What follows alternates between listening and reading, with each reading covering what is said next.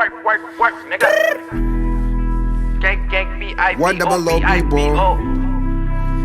Big B-boy on them gang shit, you know, big rockin' B-boy on them nigga. niggas. Became my blunt, bitch. You're watching the master at work. Smoke 'em like a BK, that's GG. Blunt. On the range, still smoke on your OG. On your OG. Tryna put a BK on TV. On TV. Now tells little hoe come don't meet. Now tells little bro come link up. Give a couple Hey, yo, what up, squad? Welcome back to HOODROK Entertainment, realest, illest, dopest, most sexy reaction channel on YouTube. Yo, ice hockey. So we're tapping back in with some ice hockey. This one here, bro, meet the most violent player in hockey history. Yo, can't wait to get into this. So if it's your first time tapping into my channel, bro, click up, scroll up, tapping, whatever you want to call it, go ahead and do that. I guarantee this is going to be fun. So, yo, I played rugby league for 26 years. We fight a lot. It's a brutal sport, bro. And, yo, you know me, I think that ice hockey and rugby league, not rugby union, rugby league, are the two most brutal sports on the planet. It's just my own opinion. Hockey is a game of the survival of the fittest. Yo, dope. So, we're going to get into this, bro. I can't wait to see who this is. Like, who the hell are you talking about? And what he's done. You know what I mean? So, yo, run the numbers up on this. Hit the notification bell. You don't want to miss nothing, bro. I thought, yo, I was about to sit down for eat some lunch. Some loaded fries. I'm not sure if you guys do loaded French fries over there. With the cheese and meat and all that on top. Sauces in it. Yo, fire anyway. But we're going to get into this, bro. You already know what up. HOODROK Entertainment Twitter. Shout out all the squad members that have been requesting all this hockey stuff, bro, because, yo, I'm loving it. And I need you to recommend me a match that I can watch. Like, are there any iconic matches that have been playing, like iconic ones that still stand out in history? If there are, let me know, bro, because I need to watch a match, but I want to start with one that's going to get me hype, you know what I mean? Let's do it.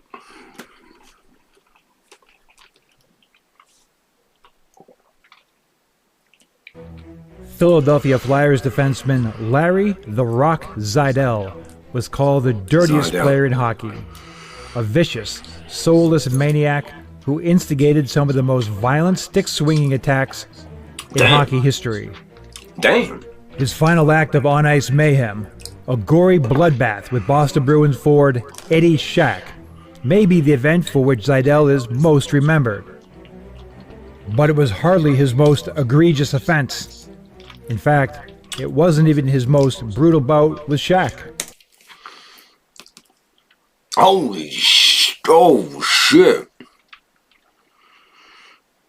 Damn. Looking like Frankenstein, bro. But the Larry Zajdel story is more complicated than just a rap sheet of his reckless assaults. Suspended for Was stick attack. Zajdel a villain or a victim? What fueled the burning rage, the unrelenting hatred that Zajdel unleashed on bloodied and maimed opponents, and a savage that Zajdel unleashed on burning rage? I hate how they say it. Dennis Chambers slew a raw Jewish also. Who cares what his religion was? Why would you say that? I didn't see anyone saying, oh, I was attacked by a Christian basketball player. You know what I mean? What the hell? What was yo, what was he have to tell people? Like, who cares whether he's Jewish? What the hell has it got to do with anything? The unrelenting hatred that Zajdel unleashed on bloodied and maimed opponents in a savage 20-year professional hockey career. Was it? Oh my God, man. He was an animal, I tell you.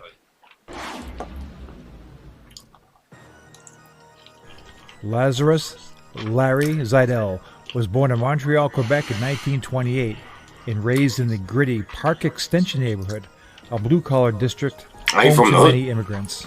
He from the hood. His was the only Jewish family in this neighborhood.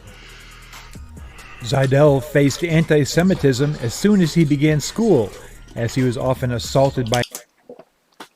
So I get it. I take that back. Now I get why they added the Jewish thing to it, because it was actually a significant thing. I didn't realise that there was no Jewish people in the area. I had no clue. You know what I mean? So, faced anti-Semitism as soon as he began school, as he was often assaulted by But still. gangs simply because he was You know what I mean? Jewish. He learned the Wow. only way to stop the torment was to beat up the bullies. facts. I went through the same thing, bro. That's a whole nother video though. But I spoke Māori before I spoke English, right? So when I moved to the city to go to school, I just got picked on and got bullied and got laughed at a lot. I ended up beating up the kids. And I ended up carrying on beating up kids. And I kept on beating up kids until I went to prison. You know what I mean? 6 foot, 190-pound Zidell took his combative approach through minor hockey and advanced to the Quebec Aces of the Quebec Senior Hockey League, where he established himself as a solid, hard-hitting defender in 3 seasons. According to Zidell, it was his stay in Quebec that shaped his belligerent style of play for the next 2 decades. Said Zidell, "In Quebec we could play well and win, but the fans would rather have us involved in a real brawl and lose the game.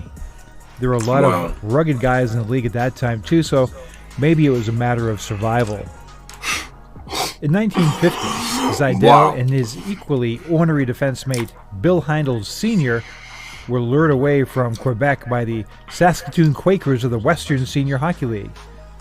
After a year in Saskatoon and 43 AHL games in Indianapolis, Zidell made his NHL debut during the 1951-52 seasons with the Detroit Red Wings. His start couldn't have been better. He immediately won a Stanley Cup with Detroit that year.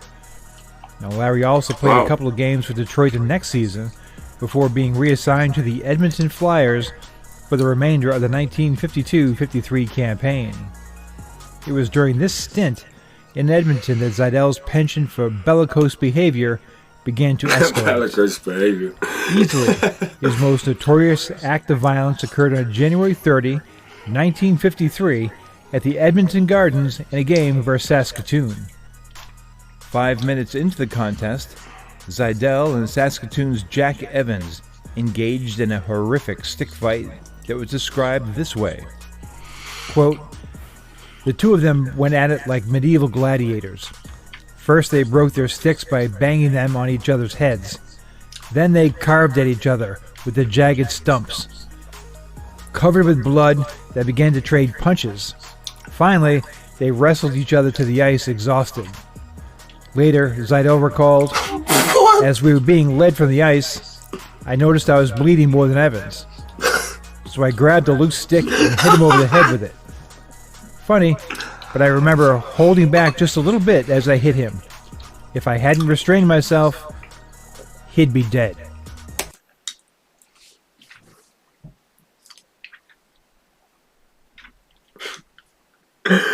They were stabbing each other, bruh. Now, I remember in prison, I whacked someone over the head with the pool cue, but he put his arm up. Now, the pool cue broke, but I didn't keep trying. I should have, but I didn't. I didn't even try to stab him. I just threw the stick away and went at him with my hands, but, yo, animals, he whacked him over the head. Saskatoon rivalry resulted in more ugliness when in a later game, Zidell was taunted with anti-Semitic slurs hurled by Saskatoon fans. Zidell was sold to the Chicago Blackhawks in 1953 and played one full NHL. No wonder why the dude's just smashing all the... No wonder why he's so violent, man. I mean, you can partly blame him, but you partly don't have to blame him. You can partly place the blame on just life in general, bro. You know what I mean? Because you can't expect people to do what you're doing and be where you're at if they came from somewhere else, right? That's insane. Season in 1953-54 before he was traded back to Detroit, who again assigned him to Edmonton for the 1954-55 season. Zidell would now embark on a minor league odyssey that would last 13 consecutive seasons. Damn. Zidell was apparently not thrilled with his demotion to Edmonton. It has been said that even his own teammates feared him. The Edmonton team was loaded with young future Hall of Famers like Johnny Busick, Norm Ullman, and Glenn Hall. But Damn. Zidell wasn't in the mood for a learning curve. He reportedly said, "You punks are playing with my playoff money, Oh, and shit. you'll answer to me."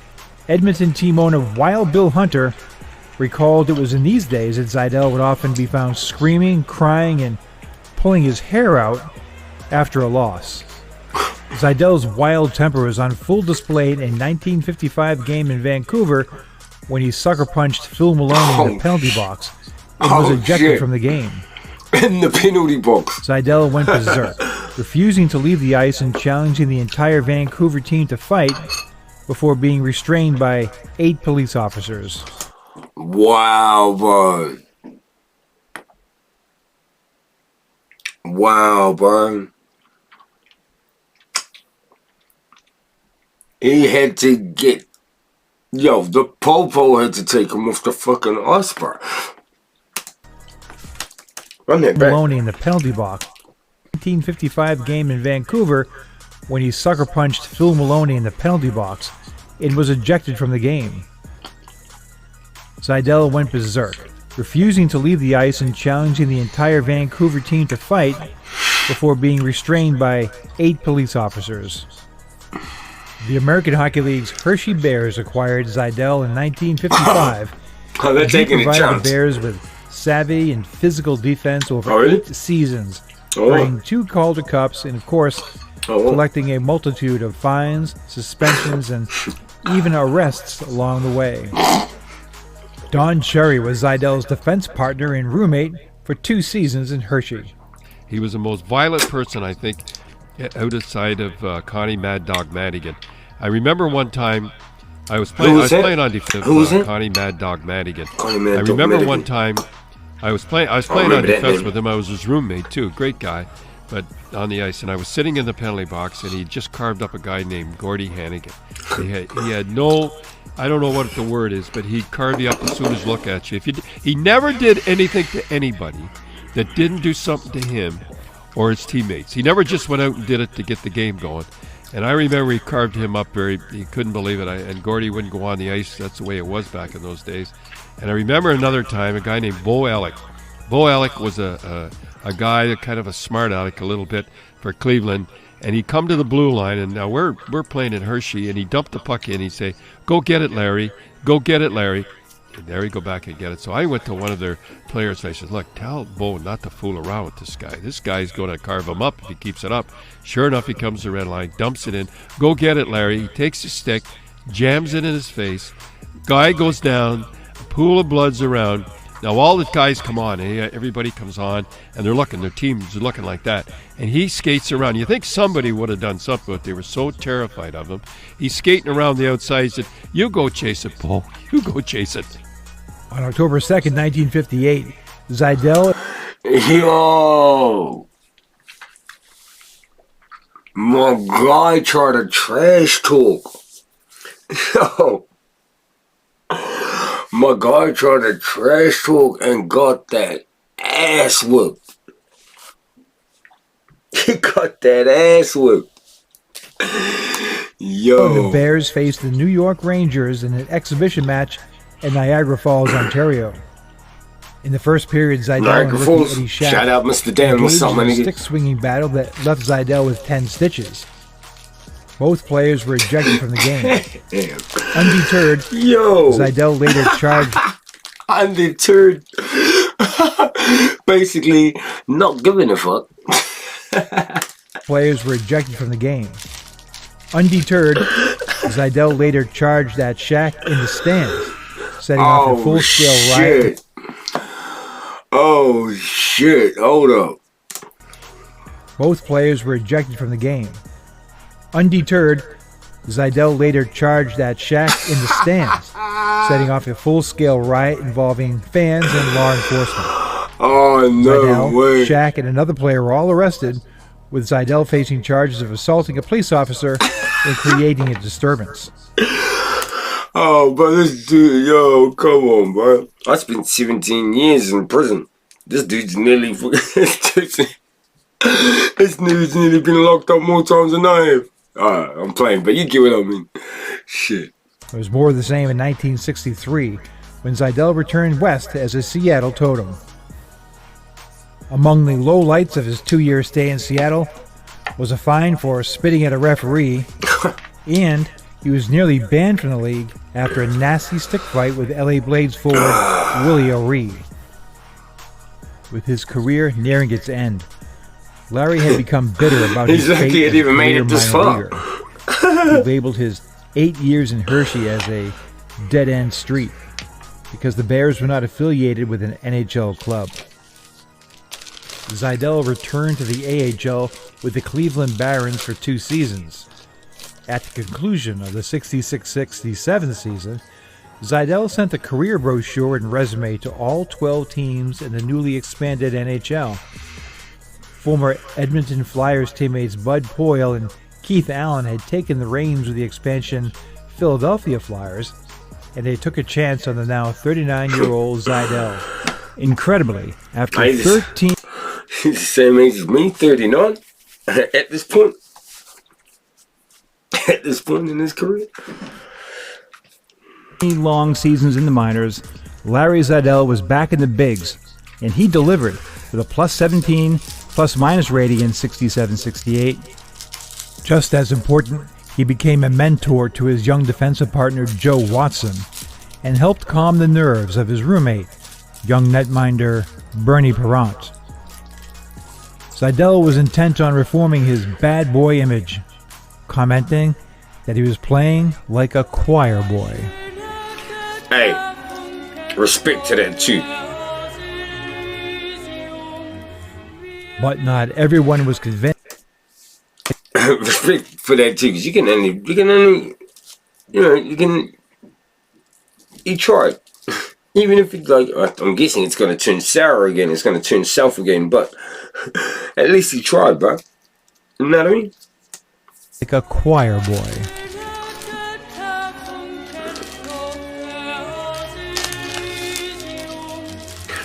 But not everyone was convinced Zeidel could continue to squelch his predatory nature. Predatory nature? The words that this dude's using. Dick Beddos greeted Zeidel's attempt at rehabilitation this way. Mr. Zeidel is an excessively intense member of the Philadelphia Flyers. He has altered from an unschooled ogre to a literate werewolf. What the hell? Yo, the words they're using to describe this man's like he's some beast that just crawled up out of the swamps and we've never seen anything like it. Like, come on, man. I get it. You know what I mean? I was raised in a gang family, you know what I mean? I spent 26 years gang banging. I spent 17 years in prison. I get it. But come on, bro. He's more than that, you know what I mean? The intense member of the Philadelphia Flyers. He has altered from an unschooled ogre to a literate werewolf, still anxious to drink the enemy's blood, preferably at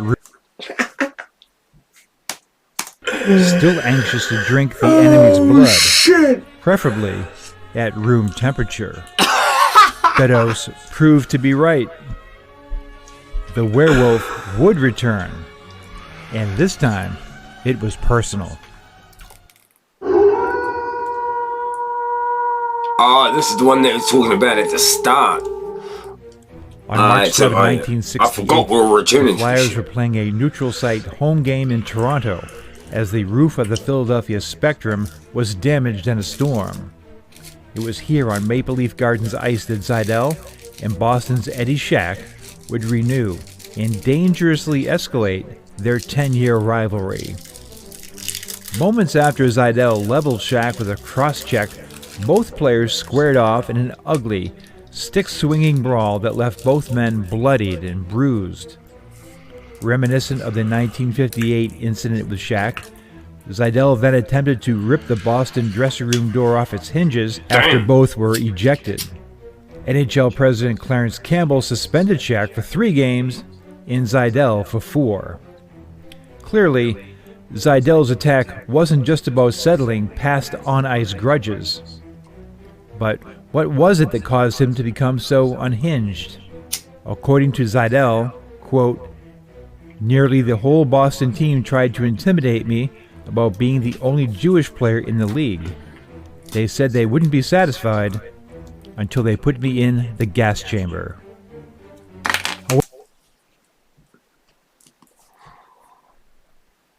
Did they really? Was it for real? Did they say that? Because if they did, yeah, bro, fuck him up. Like, fuck him up, bro. Only ignorant motherfuckers say shit like that about the gas chamber and mention that shit to a Jewish person.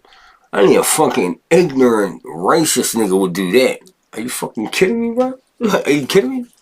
That's like walking up to a black dude and getting smart to him while you're holding a noose or some shit, bro. Get the fuck out of here, bro. Are you joking? I would However, fuck someone Clarence up Campbell too. is the only Jewish player in the league. They said they wouldn't be satisfied until they put me in the gas chamber.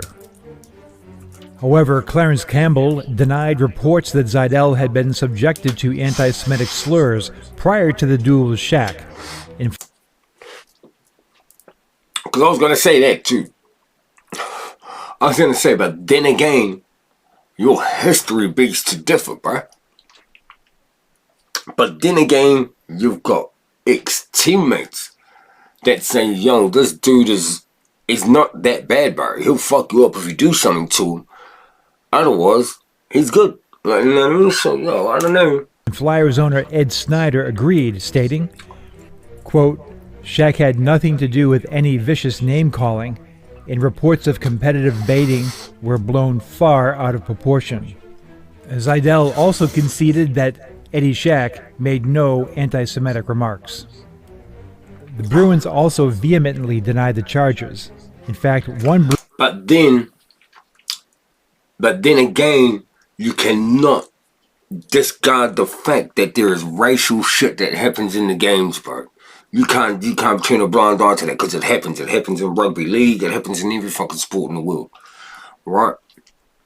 And of course, if you're gonna get called out about the racist shit, obviously you're gonna deny it, and because no superstar athlete wants to be known with that on their back. You know what I mean?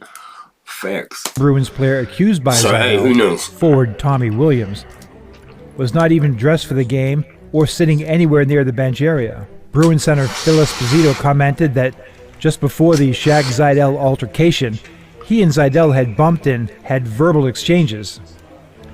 I dropped my stick and said a couple of things to Zeidel, recalled Esposito. But I didn't refer to his being Jewish.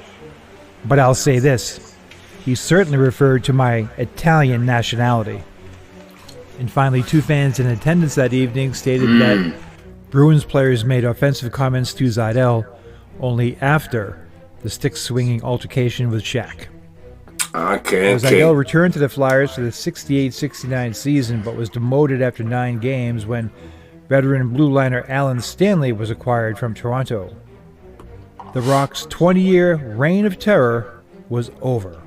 Yeah, I'd say you were just an angry. Look, this is just my own opinion. I don't know. I wasn't on the ice. I wasn't at the game. Or none of that. But my opinion is, bro, you just fucked him up. You just fucked him up. You know what I mean? Like, you just have a history. You guys have a history. Not only that, you have a bad history. Like, your history of violence on the ice, stick swinging and shit. You know what I mean? Gashing niggas up. Like, you're famous as fuck with this shit. And so, I mean, you know what I mean?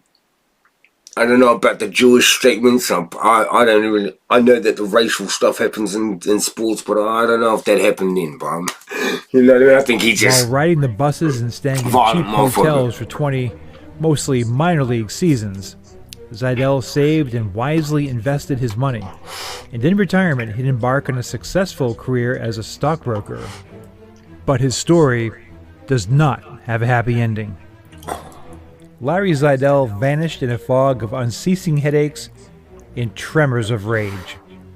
For decades after his tough guy hockey career, Larry Zeidel fell into a spiral of bizarre behavior and erratic actions. His marriage crumbled, and his family grew more and more distant.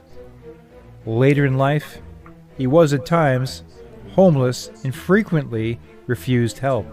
Larry Zeidel passed away on June 17, 2014, at the age of 86. Hey man, 86 since you His hockey story still had one more important chapter. Upon his passing, Larry's family donated his brain to the Boston University CTE Center for Medical Research. It was determined that Zeidel's brain showed clear evidence of significant CTE. He likely suffered more than 100 concussions, according to the BU clinical report, and lost consciousness more than 10 times. Larry Zeidel died. I wonder if this, I'm good though. Like, I mean, I'm good though. I've played rugby league for 26 years. I've been unconscious a few times. I've been put in a coma for 18 days. But the violent shit in the streets, though, you know what I mean? But that's bad. It's scary, bro. Proud of the ferocious way he played hockey, because it was all he ever knew. But Zeidel died ignorant of the costs his reckless aggression would ultimately have on himself and likely his many victims. Stanley Cup champ, 1952, right? 1952. Detroit. Undefeated. Undefeated. Defense. Undefeated. Cool. About 5 goals in 8 games, 4 shutouts. That's cool, man. You don't talk to them, you're playing them.